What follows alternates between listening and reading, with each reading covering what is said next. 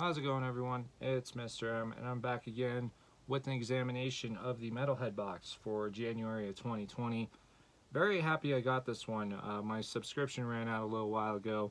I didn't know if I re-subbed in time, but obviously I did since I'm making this video.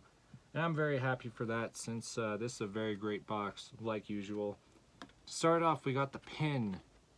Tribute pin number 22. This is Watain.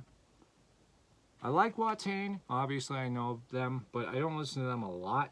I'm not a huge fan of them, so I don't know if that pin is like an album cover or something like that, but still very cool, and as usual, designed by Mark Rudolph, exclusively for the Metalhead box. Next, we got a beanie. This is for the band Slaughter, the 80s thrash metal Slaughter. Apparently there's another band called Slaughter that's going around right now. I haven't listened to them, so I don't know how they are.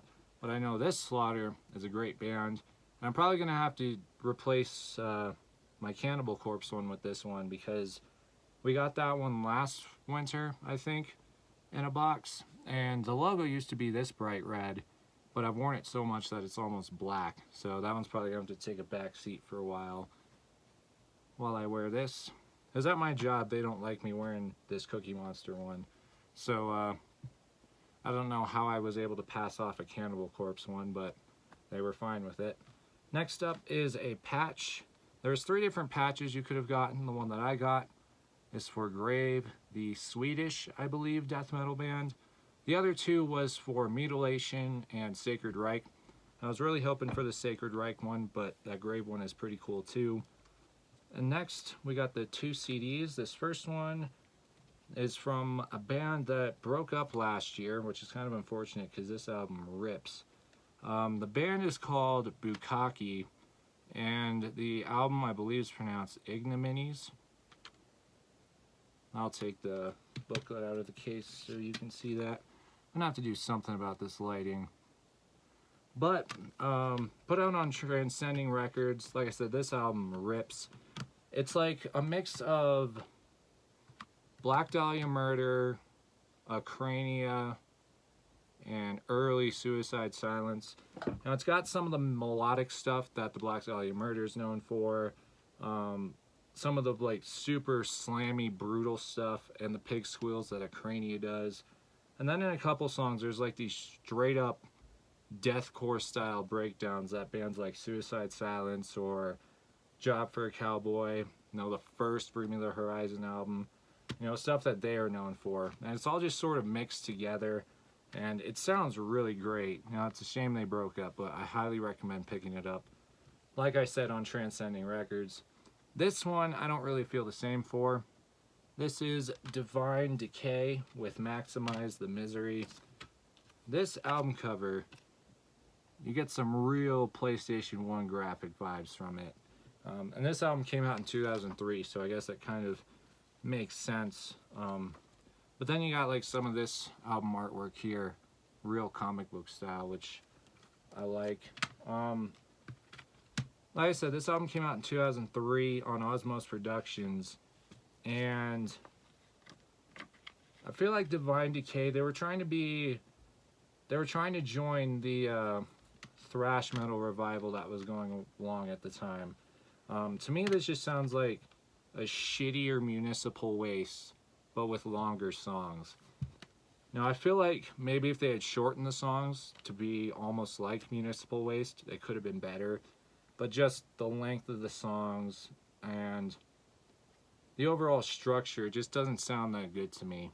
I'm still going to have it linked down in the description below, along with Ignominies and a couple of other things in case any of you want to check it out and make that decision for yourself.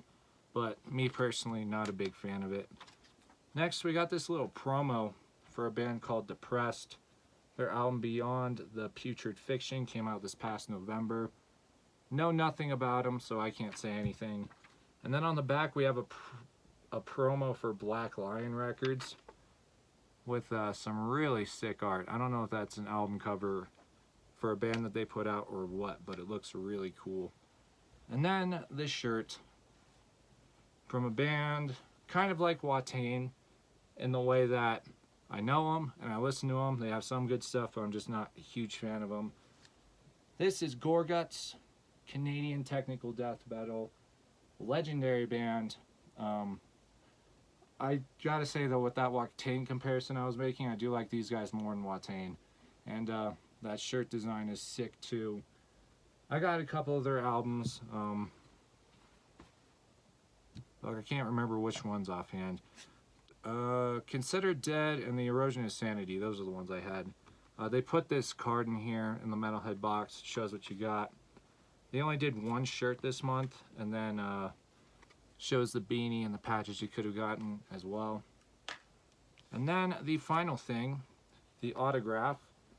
This is Kelly McLaughlin of Pessimist and I Am Morbid, and I believe he was also in Possessed once as well. I think it was like the late 2000s, early 2010s he was in Possessed. Pessimist, I've not really listened to them much. I Am Morbid, that is David Vincent's sort of Morbid Angel project, now that he's not currently in Morbid Angel. They only do stuff from the early albums that he was on, so Altars of Madness, stuff like that. I don't know if they're really any good live. I haven't seen any videos, and obviously they only do the stuff live. They don't do any studio stuff. But legendary guitarist, great autograph to have. Very happy to add it to the collection.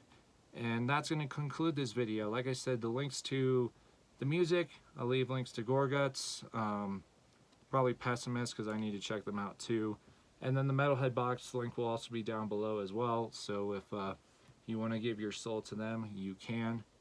And yeah, thanks for watching, commenting, subscribing, all of that. And I'll catch you in the next video.